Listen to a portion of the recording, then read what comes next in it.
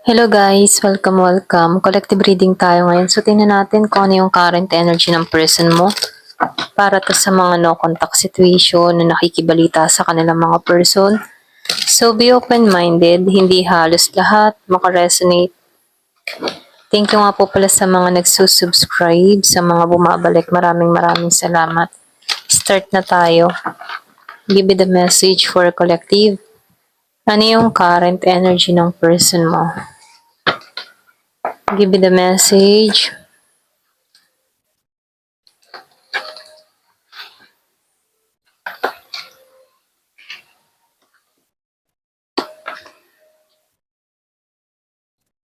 Meron akong nakikita dito na Libra, Gemini, Aquarius. Meron ding Aries, Leo, Sagittarius. Merong Scorpio, Cancer, and Pisces. Meron ding Virgo, Taurus, Capricorn.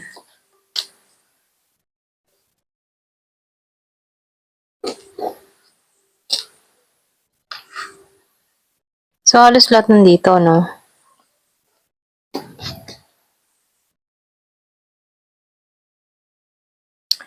Yung energy ng person mo dito, no? Para ba siyang walang gana? Walang sigla? Yung bang tipo na tamad? Alam mo yung tinatamad? Wala siyang inspirasyon. So, lumalabas dito, kaya ganito yung energy ng person mo dahil merong blockage. So, sa iba sa inyo, meron akong nakikitang blockage. Pwedeng yung iba sa inyo, meron ditong inabandona or pwede rin inabandona mo tong tao na to or pwede rin binalak mo to, hindi mo to pinapansin, dinededma mo siya rito. So, lumalabas dito, wala siyang gana, wala siyang sigla, wala siyang lakas. So, nafe-feel ko dito, wala siyang makuhang inspirasyon, ganon. Kasi dito, pwedeng iba sa inyo nag-give up ka or pwede rin hindi mo to pinagtutuunan ng pansin. Kaya itong tao na to, hindi niya may presente yung sarili niya sa'yo, hindi niya may pagmalaki yung sarili niya sa'yo. Wala siyang lakas dito, hindi niya alam kung paano kakaharapin dito. So, ganun yung energy ng person mo, no? Wala siyang lakas, wala siyang idea kung paano kaya approach, mga ganun, no? So, lumalabas dito. Kaya ganun siya, no? Pwedeng walang confident or pwedeng pinanghihinaan ng loob or pwede rin wala siyang may pagmalaki sa'yo. Kasi yung iba sa inyo, pwedeng sikat ka or pwedeng merong pagbabago na nangyayari sa'yo, pwedeng kilala ka. Okay? So, lumalabas dito, no? Itong person mo, nanliliit sa'yo. Okay? So, pwedeng yung iba sa inyo, meron kang mga ginagawa sa social media na hindi niya akalaing may pagsikat, may pagkilala, or pwede rin kita ng tao na to na gumuglow ka, nagbubloom ka, or pwede rin kita kanya dito na ang laki ng pag-asa na nangyayari sa'yo. Kita kanyang mapalad sa sitwasyon. Kita niya dito kung paano mo naitayo yung sarili mo, okay? Kung paano ka umuunlad dito, kung paano ka nakaraos sa kanya rito, okay? Pwede nga ba sa'yo naka-moving on ka sa tao na to? At kita ng tao na to kung paano ka nag-glow, kung paano ka nagiging confident sa mga ginagawa mo dito. Yung iba sa inyo, pwedeng vlogger ka or pwede rin meron ka ng mga ginagawa sa social media or pwede rin nababalitaan ng tao na to na malaki yung pagbabago na nangyayari sa'yo. Ganon ano.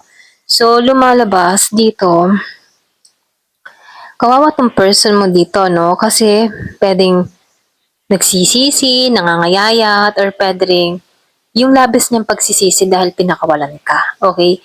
Malaking ano yun, malaking sampal yun sa kanya dahil imbis na ikaw yung imbis na ikaw ay malugmok no, bumangon ka. Alam mo yun, binangon mo yung sarili mo at nagkaroon ka ng diskarte. Yung mga tipong hindi niya akalain dito na nakakausad ka samantalang siya dito nahihirapan sa sitwasyon. Okay?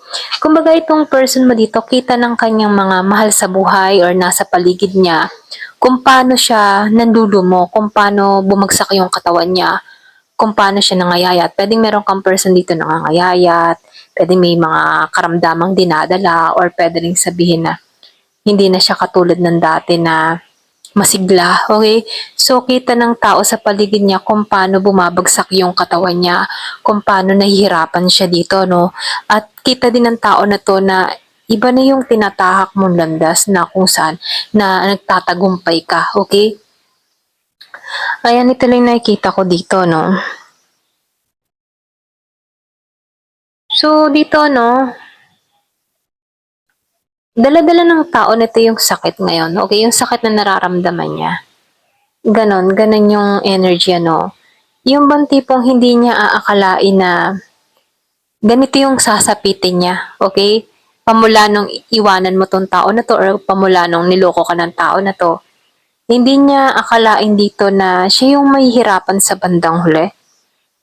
At doon niya nararanasan dito na alam mo yung tipong nawawalan siya ng lakas or hindi niya alam kung paano makasurvive sa kinakaharap niya dito, no? Pwedeng yung iba sa inyo, meron kang person na may matinding mga pinagdadaanan sa buhay. Kasi dito, yung iba sa inyo, hanggang ngayon, hindi to nakaka-moving on sa'yo. Yung bang tipo na dala-dala ng tao na to, yung alaala mo, ganon. Gusto ng tao na to na makipag-ayos, kaya lang yung iba sa inyo pwedeng wala ka ng lakas. Alam mo yun, pwedeng iba sa inyo, hindi mo na to iniintay. Hindi, may iba ka ng tinatahak na landas, may ibang direction ka ng binubuo para sa sarili mo. Itong tao na to, na-stuck siya sa sitwasyon na kung saan hindi niya alam kung paano susulong. Alam mo yun? So, lumalabas dito na itong taong ito, hindi niya alam kung meron pa bang iniintay siya sa'yo. Okay, alam mo yun? So, lumalabas, nawawalan to ng pag-asa pagdating sa'yo. Hindi niya alam kung mag-iintay pa ba siya, na baka sakali magbalik ka, na baka sakali meron pang pag-asa. So, lumalabas dito, pwedeng ikaw, bumitaw ka na, hindi mo na to iniintay. Tinatahak mo na yung ibang direksyon na kung saan may pag-unlad dito, okay? Kasi kita na ng tao na to kung paano mo, yung tipong, alam mo yung ramdam ng tao na to na hindi mo siya papansin kasi masagana ka na. Iba na yung level niya dito, okay? Kumbaga, dito, sa inyong dalawa, andito ka na. Naiwan siya dito sa baba, ikaw nasa taas na. Ganon. Kaya hindi to gumagawa ng action kasi wala siyang may pagmalaki sa'yo. Ayan. Or wala siyang maibigay sa'yo. Or wala, yung matipong kaya mo yung sarili mo na wala tong tao na to. Kaya mong bilhin yung mga bagay na gusto mo na hindi mo kailangang umasa sa taong ito. At yun yung masakit para sa kanya kasi hindi kanya nahawak eh. Alam mo yun? So, hindi niya kayang makontrol ka kasi kaya mo yung sarili mo. At yun yung masakit sa point niya dito na ikaw mismo, unti-unti kang tuluyang lumalayo at siya'y naiiwan dito sa baba. Okay? So, dito, mas nawawalan siya ng confident dito, mas bumababa yung self-esteem niya dito, no? Kasi, nararamdaman niya na parang ibang tao ka na. Hindi na ikaw yung tulad ng dati na kilala niya. Iba na yung pananaw mo, iba na yung pwedeng meron ka din binago sa pananamit mo. Ibang-iba ka na. Ganun ka niya isipin, ano, iba ka na, marami ka ng pinagkakaabalahan, hindi mo siya papansinin, ganun, okay? So, kita ka ng tao na to na matagumpay. Kung paano mo binubuo yung sarili mo. Kung paano ka lumalago. Kung paano ka nagiging masagana dito dahil sa pagiging mong popular. Pwedeng iba sa inyo, meron kang business, pwedeng popular yung business mo. Or pwede rin yung iba sa inyo, maganda yung takbo ng kita, negosyo, ganun. Or pwede rin yung iba naman sa inyo kung meron kang ginagawa online, nakikilala yung produkto mo, or pwedeng vlogger ka, YouTuber, or kung ano man yung ginagawa mo, no. Kita ng tao na to na may paglago ka. Okay? Ayan, ito lang nakikita ko dito. Kaya dito, no, hindi siya makagawa ng attempt sa'yo or makalapit sa'yo dahil iba na yung estado mo. Alam ng tao na 'to na hindi mo siya tatanggapin ano, dahil wala siyang pag-angat dito, okay? Kita mo dito na hindi siya matagumpay or puwede ring meron kang nabalitaan sa tao na 'to na hindi matagumpay, hindi lumago, ayan. So, nakikitaan ko rin dito, kita niya dito na matapang ka, matatag ka, hindi ka papatalo. So, kita ka din ng tao na 'to na protektado ka sa energy mo. Alam niyo yun at puwedeng kilalang-kilala ka ng tao na 'to. Kahit ang tao na 'to wala siyang lakas na humarap sa'yo dahil kilalang-kilala ka niya dito. At gising ka na rin sa katotohanan, okay? So, alam ng tao na 'to na kahit ano pa yung gawin niyang dahilan sa'yo, makausap ka man yan dito, alam niyang protektado ka at hindi ka maniniwala sa mga sinasabi niya rito. So, yung iba sa'yo puwedeng nagkaroon ka ng trust issue sa taong ito, ginising ka dito. Kumbaga yung mga ginawa ng tao na 'to sa'yo, sa kanya din tumama rito. Ayan, alam mo yon. So, kung ano man yung mga matitinding ginawa sa'yo ng person mo, sa kanya lang din tumama kung bakit niya nararanasan yung masakit na nangyayari dito. Puwedeng siya yung unang nag-iwan or puwede rin siya yung unang gumawa ng kasalanan sa'yo, alam mo yun? So, dito puwedeng ikaw imbes na habulin mo 'tong tao na 'to, mas inayos mo yung sarili mo, okay? Yung iba sa inyo puwedeng mas binubuo mo yung sarili mo, mas alam mo yun, yung tipo na imbes na mahirapan ka sa sitwasyon, inayos mo kung ano yung wala sa'yo, kung ano yung babaguhin mo sa sarili mo. Inayos mo yun ng buong-buo at kitang-kita dito yung resulta para sa'yo, okay? Ayun, ito lang nakikita ko. So, tingnan pa natin ano, kung ano pa yung mensahe.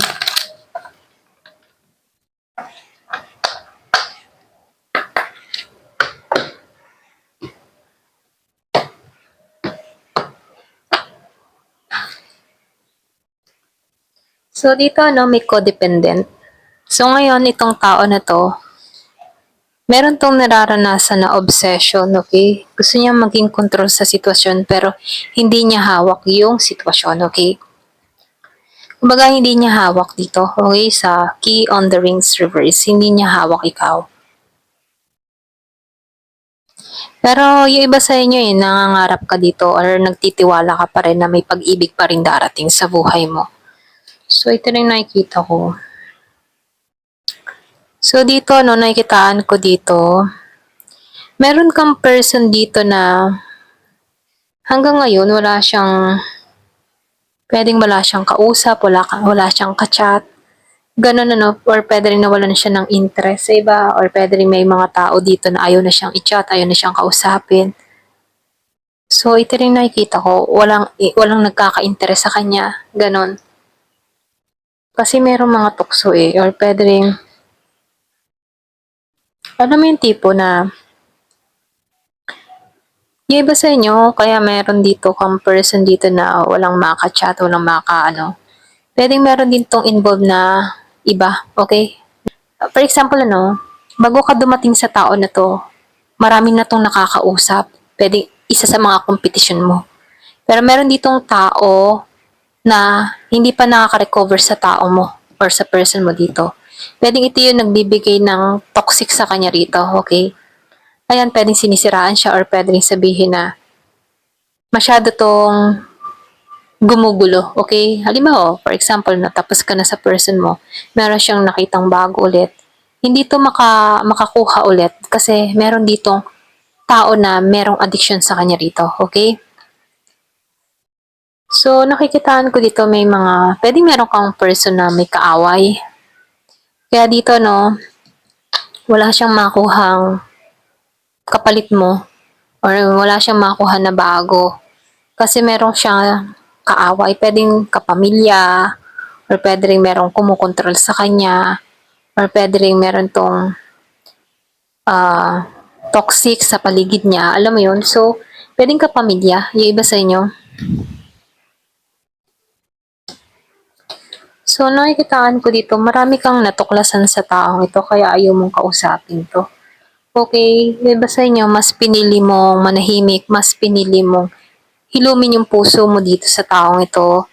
Kasi nakita mo lahat kung gaano siya kasinungalin dito, no? So, nakikitaan ko dito, meron kang person na hindi nagpapakatotoo, meron siyang mga pinupot na mas dito.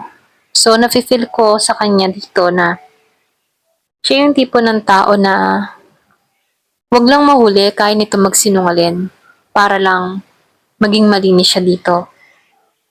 So, yung iba sa inyo, ito rin yung dahilan kung bakit hindi mo to kinibo, hindi mo to kinausap. Mas pinili mong hilumin na lang yung puso mo, ganon.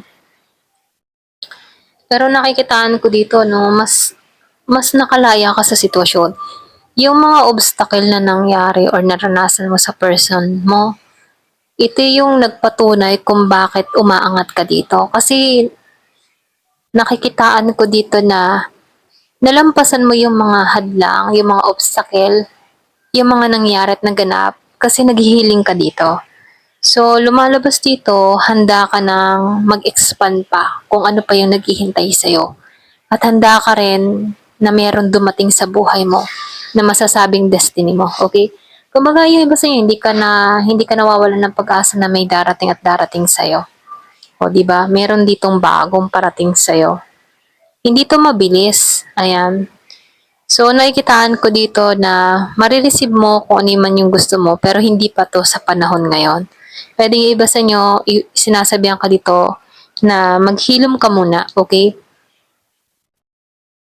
So, dito, no, nakikitaan ko dito, or pwede rin yung iba sa inyo, hindi ka pa handa sa panibagong koneksyon, pero umaasam-asam ka ng meron darating sa buhay mo, or pwede rin darating to sa buhay mo nang hindi ka pa handa, okay?